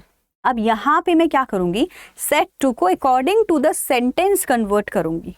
3 चीज़ों में मेनली कन्वर्ट कर सकती हूँ, ठीक है, जिसको हम बोलते हैं आरओ। मतलब क्या करेंगे हम, सेड टू को हम चेंज करेंगे एडवाइज्ड में, एडवाइज्ड में। एडवाइज्ड का मतलब क्या हो गया, एक पर्सन ने दूसरे पर्सन को एडवाइस दी, या फिर मैं सेड टू को कन्वर्ट करूंगी रिक्वेस्टेड में। रिक्वेस्टेड में एक पर्सन ने दूसरे पर्सन से रिक्वेस्ट की, या मैं इसको चेंज करूंगी ऑर्डर्ड में, और ऑर्डर्ड, तो मैं इसको बोलती हूँ आरो। क्या बोलती हूँ, एडवाइस, रिक्वेस्ट, ऑर्डर, आरओ, ठीक है। तो ये होता है सेड टू। अब मैम कैसे पता करेंगे, वो आपको सेंटेंस देके पता चल जाएगा। जैसे किसी ने बोला कम हियर तो ऑर्डर हो गया, किसी ने बोलिया सिट डाउन तो ऑर्डर हो गया, किसी ने बोल दिया प्लीज हेल्प मी तो रिक्वेस्ट हो गया, किसी ने बोल दिया टेक केयर ऑफ योरसेल्फ तो एडवाइस हो गया, है ना। तो ये आपको सेंटेंस देख के पता चल जाएगा। कंजक्शन का क्या करेंगे मैम, कंजक्शन यहाँ आप लगा दो टू, क्या लगा दो, to, TO2, done, that's it. Easiest sentences ever, ये सबसे इजी होता है आपको बनाना। एग्जाम्पल्स दिखाऊंगी, आई एम श्योर आप इसको वैसे ही बना लेंगे। ARO, आरओ क्या है आपका, सेड टू। इसके अलावा कमांडेड भी होता है, सजेस्टेड भी होता है, प्रपोज्ड भी होता है, और भी कुछ होता है, भी बता दूंगी। कंजक्शन क्या लगेगा, टू लगेगा। आगे बढ़े, चलो। सो कंजक्शन टू यहाँ फिर से लिख देती हूँ, सेंटेंस बनाना शुरू करते हैं। Mother said to her daughter, mother ने डॉटर को बोला put your plate in the sink, तो ऑर्डर ही हो गया। एडवाइस भी हो सकता है, कमांड भी हो सकता है, मैं ऑर्डर लिख लेती हूँ क्योंकि मुझे ऑर्डर टाइप का लग रहा है। और अगर आपको लगे ना कि रिक्वेस्टेड है तो आप रिक्वेस्टेड लिख दो, ऑर्डर लग रहा है ऑर्डर लिख दो, एडवाइस लग रहा है एडवाइस लिख दो, आपके मार्क्स डिडक्ट नहीं होंगे, जो आप समझ रहे हो वो लिख दो।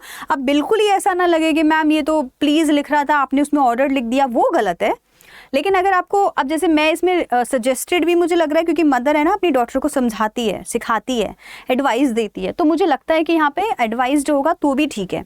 लेकिन ऑर्डर मुझे ज़्यादा सही लग रहा है तो मैं ऑर्डर लिख दूंगी। ठीक।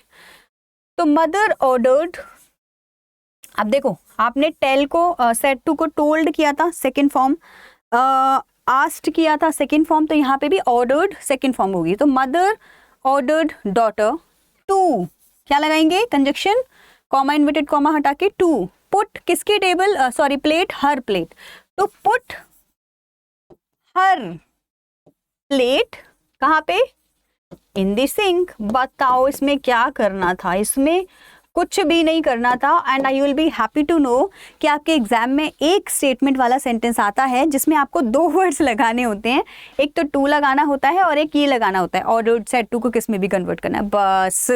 और कभी कभी तो ये भी लिखा हुआ आता है, बस एक टू लगा के सेंटेंस बनाना होता है। बट वो चेक करते हैं कि क्या बच्चा इंपेरेटिव सीख के आया है, कहीं यहाँ पे भी कहीं दैट और इफ और वेदर टू नहीं लगा आ रहा है, बस इसको चेक करने के लिए वो आपको क्वेश्चन देंगे। टीचर ने बच्चे से बोला है complete your homework on time, तो ये भी ऑर्डर ही लग रहा है मेरे को, तो मैं यहाँ पे लिखूंगी टीचर ऑर्डर्ड, क्या ऑर्डर किया है टीचर ने, द स्टूडेंट टू कंप्लीट किसका काम, योर मतलब स्टूडेंट्स बहुत सारे हैं, देयर, स्पेलिंग सही लिखेंगे, देयर के THEIR, होमवर्क ऑन टाइम। हो गया जी, ये था आपका इंपेरेटिव सेंटेंस सिंपल वाला। दो एग्जाम्पल्स और हैं, ये मैंने अलग से नेगेटिव एग्जाम्पल्स लिए हैं क्योंकि ऑर्डर्स कभी कभी नेगेटिव भी होते हैं, तो ये भी सिखाना है कि इसमें आप क्या कर सकते हो। तो देखो कभी भी कोई भी नेगेटिव हो ना, don't do this, stop doing this, तो वहाँ पे आप एक और नया कंजक्शन है जो मैं, सॉरी एक और नया सेट टू को कन्वर्ट करने का तरीका है जो मैं आपको सिखा रही हूँ, उसको बोलते हैं फॉरबेड। क्या बोलते हैं, फॉरबेड, FORBADE। फॉरबिड क्या होता है मैम, फॉरबिड होता है फॉरबिड का second form, forbid. Forbid first होता है, उसको सेकेंड करेंगे फॉरबिड, जैसे ऑर्डर को ऑर्डर्ड किया था, आस्क को आस्क्ड किया था, ऐसे ही फॉरबिड को फॉरबेड लिखेंगे। तो मदर फॉरबेड हर डॉटर, ठीक है। अब फॉरबेड का मतलब क्या हुआ, मना करना, तो मदर ने डॉटर को मना किया है क्या करने से, टच करने से। क्या टच करने से, टेबल। तो जब मैंने यहाँ पे मना किया है लिखा है, तो अब डोंट नहीं लिखूंगी मैं, तो ये कट जाएगा। मैं कैसे बोलूंगी, mother forbade her daughter to touch the table, खत्म। आप देखो इसी चीज को आप बोलोगे मैम फॉरबिड ना लगाएं तो क्या requested and ordered and suggestions में लिख सकते हैं, यस लिख सकते हैं। मैं इसको ऑर्डर्ड में भी बनाऊंगी, तो देखो मदर ऑर्डर ऊपर बना रही हूँ, ठीक है, मदर ऑर्डर्ड डॉटर। फिर अभी क्या हुआ, अब मैंने ऑर्डर लिखा है तो मुझे नेगेटिव देना पड़ेगा, डोंट को हम नॉट टू लिख देंगे, क्या लिखेंगे, नॉट टू। तो देखो टू तो आपको पता है कंजक्शन आता है, लेकिन अगर कहीं सेंटेंस में नॉट होगा तो वो टू से पहले आएगा, टू के बाद में नहीं आएगा। तो मुझे ऐसे नहीं लिखना है mother ordered daughter to not touch the table, नहीं, mother ordered daughter not to touch the table, not to touch the table, तो not to touch the table. तो आपको जो भी सूटेबल लगे आप दोनों तरीके से बना सकते हैं, मैंने आपको दोनों तरीके सिखा दिए। फॉरबेड लगाएंगे तो नॉट नहीं लगाएंगे, क्योंकि फॉरबेड का मतलब हो गया मना करना। अब मना करने के लिए ऑलरेडी नेगेटिव सेंस आ गया, अब फिर से नॉट नहीं लगाना है। ऑर्डर लिखेंगे तो क्या चीज़ करने को मना, ऑर्डर दिया है तो बताइए, टेबल छूने को मना किया है, तो यहाँ पे नहीं छूनी है, तो नॉट यहाँ लगाना पड़ेगा। क्लियर हो गया। ऐसे ही ये सेंटेंस भी दो तरीके से बन सकता है। कैसे बनेगा, father said to the student, teacher said to the student, teacher ने क्या बोला, स्टॉप मेकिंग दैट नॉइज, तो teacher forbade students to make that noise, मना किया वो आवाज निकालने से, तो स्टॉप हट जाएगा, ठीक है ना। या फिर मैं क्या बोलूंगी, teacher ordered the student not to make that noise. Simple, जैसा ये बनाया है वैसा ही बनेगा। आप लोग को समझ आ गया है तो मुझे कमेंट सेक्शन में बना के दिखाओ अभी की अभी इसका आंसर, जिससे कि मुझे भी पता चल जाएगा कि आप सही बना रहे हो। और अगर आप गलत बना रहे होगे तो कोई ना कोई आपको करेक्ट कर देगा, कोई नहीं करेगा तो मैं आपको कॉमेंट सेक्शन में जाके करेक्ट कर दूंगी। कोई डाउट तो नहीं है ना, ठीक है। बस अब लास्ट है लेटस एंड लेट, इनको और क्लियर कर लेते हैं। तो आज हमारा आई एम श्योर पूरी वीडियो में ये रिपोर्टेड स्पीच कवर हो गया। लास्ट में एक एक्सरसाइज आएगी, उसको भी हम लोग सॉल्व करेंगे। आंसर्स आप मुझे कमेंट सेक्शन में देना। तो कुछ सेंटेंसेस लेट्स से स्टार्ट होते हैं, इंपेरेटिव ही बोलते हैं उनको भी, ठीक है, लेकिन लेट्स, जैसे let's go for the party, let's go for the picnic, let's plan a picnic next week. Let's मतलब लेटस, लेट्स मतलब लेटस, तो इसको या तो लेटस लिख देते हैं या फिर इसको लेट्स लिख देते हैं। कुछ भी होगा, बात एक ही है। इसका रूल थोड़ा सा डिफरेंट होता है। क्या डिफरेंट होता है इसमें मैम? सेट टू को सजेस्टेड में कन्वर्ट करना है हमको। किस में करना है? सजेस्टेड, या फिर आप प्रपोज्ड में भी कर सकते हैं, वो भी सही है। मतलब किसी ने किसी को प्रपोज किया या सजेस्ट किया, वो वाला प्रपोज नहीं, मतलब प्रपोज मतलब एक प्रपोजल रखना, एक सजेशन रखना। जैसे कोई बोलेगा let's go to the movie, तो वो एक सजेशन हुआ ना, प्रपोजल हुआ जाने के लिए, तो इसको बोलेंगे सजेस्टेड या फिर प्रपोज्ड। कंजक्शन यहाँ पे दैट आता है। क्या आता है? कंजक्शन दैट आता है। और एक और चीज होती है, लेटस को हटा देते हैं, लेटस को हटा देते हैं, इसको कन्वर्ट कर देते हैं दे शुड में। तो रूल आपको पता है, एज इट इज कॉपी कर देने हैं, कुछ भी नया इसमें करना नहीं है। क्या करेंगे? सजेस्टेड लगाएंगे, दैट लगाएंगे, लेटस की जगह पे दे शुड लिख देंगे। कैसे करेंगे? मैंने आपको बोला he said to his friend let's go to the cinema, तो हम बोलेंगे ही suggested his friends that, बताया था ना कंजक्शन टू नहीं आएगा, दैट आएगा। लेट्स गो मतलब दैट दे शुड, लेट्स की जगह क्या हो जाएगा? They should. क्या करना है? Go to the cinema, that they should go to the cinema. बन गया, कुछ भी नहीं था, इजी पीजी। ठीक है, इजी पीजी। आगे बढ़ते हैं। I said to my mother let us buy a house, तो मैंने क्या बोला? I proposed my mother. मैं क्या बोलूंगी? I proposed my mother. Suggested भी लिख सकती हूं, दोनों ही सही हैं।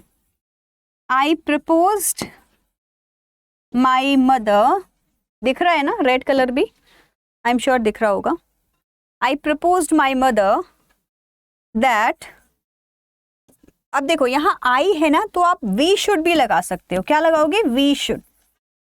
अब दे शुड के लिए किसको बोल रहे हो? अब ही शीट में तो दे शुड हो जाता है, बट मैंने खुद प्रपोज किया, मतलब हमको खरीदना चाहिए, तो that we should, they should हो गया, वी शुड हो गया लेटस का। Buy a house, as it is लिख दो, buy a, that we should buy a house. Conjunction that लगेगा, प्रपोज लगेगा, और ये क्या करते हैं हम लोग इसमें, अरे हाँ, ये क्या करते हैं हम लोग इसमें, दैट को लेट्स को दे शुड में या फिर वी शुड में कन्वर्ट कर देते हैं। क्लियर हो गया? ठीक है, क्या बचा अभी? अभी क्या बचा? अभी बचा आपका, अगर आपको ये इसकी पीडीएफ चाहिए तो मुझे कमेंट सेक्शन में बता देना, मैं ये पूरी PDF as it is written work में आपको कमेंट सेक्शन में सेंड करा दूंगी, सॉरी डिस्क्रिप्शन में डलवा दूंगी, या फिर ऐप पे भी मिल जाता है। लेट वाला रह गया है, मतलब कि लेटस नहीं होगा, लेट होगा, सिर्फ लेट। और जब भी लेट मी होता है ना, लेट मी, तो अलाउ मी से भी बना सकते हैं इसको, या फिर सिंपल ऑर्डर रिक्वेस्ट से भी बना सकते हैं। तो ज़्यादा कंफ्यूज मत होना, कुछ लोग आपको बोलेंगे अलाउ मी लगाया करो लेट की जगह पे, तो ऐसा कुछ नहीं है, दोनों चीज़ें चल जाती हैं। यहाँ पे कंजक्शन फिर से टू में चेंज हो जाता है, और यहाँ बच्चे थोड़ा कंफ्यूज हो जाते हैं कि मैम ये क्या बात हुई, लेटस में आपने दैट बताया, लेट में आपने टू बताया। हाँ, क्योंकि इंपेरेटिव में अभी हम टू ही कर रहे थे, याद है आपको? इंपेरेटिव में अभी तक हम टू करते आ रहे थे ना, ये देखो क्या कर रहे थे अभी तक, टू है ना, लेकिन लेटस वाला बीच में आ गया दैट के लिए, अदरवाइज इंपेरेटिव में टू ही लगाते हैं, लेटस को छोड़ के हर जगह टू ही लगेगा। सो सेंटेंस देख लेते हैं, बाकी सब तो सेम है, कुछ चेंज नहीं करना। I said to him let me do the cleaning, तो मैं क्या बोलूंगी? I requested him. Let me में साउंड आता है जैसे please let me do that, तो थोड़ा रिक्वेस्टेड वाला साउंड आता है, तो आप क्या लिख देंगे? I requested him, I requested him to let me, यहाँ पे कुछ हटाना नहीं है, डू द क्लीनिंग।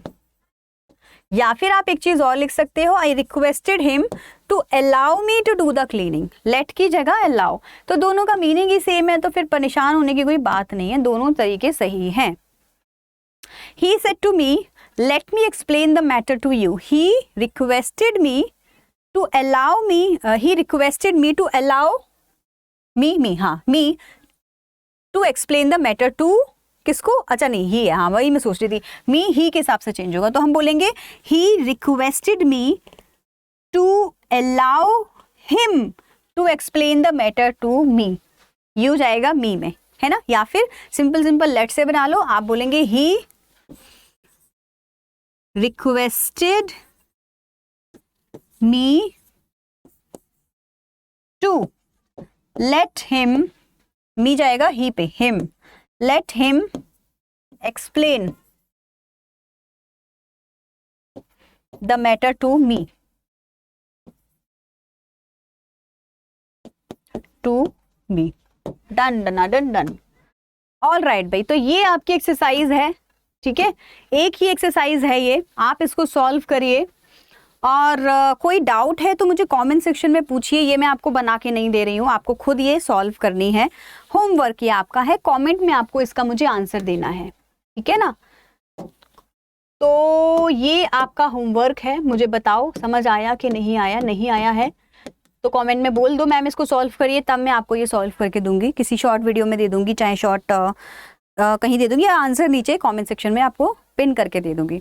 लेकिन पहले आप ट्राई करोगे, उसके बाद मैं करूंगी। आई होप ये जो धमाकेदार रिपोर्टेड स्पीच का सेशन है आपको अच्छा लगा होगा। आज की वीडियो में ही आपको ये पूरा रिपोर्टेड स्पीच मैंने वन शॉट में समझा दिया है। आंसर्स प्लीज ज़रूर करना, जिससे मुझे पता चल जाए कि आपने ये एक्चुअल में पूरा वीडियो देखा है। एंड लाइक कर दीजिएगा वीडियो को अगर मेहनत अच्छी लगी हो मैम की तो, ठीक है। चलो मैं आपको मिलूंगी नेक्स्ट वीडियो में, टिल देन बाय। और बता दो और कौन सा टॉपिक है जो आप चाहते हो कि मैं समझाऊं, ठीक है। Bye everyone.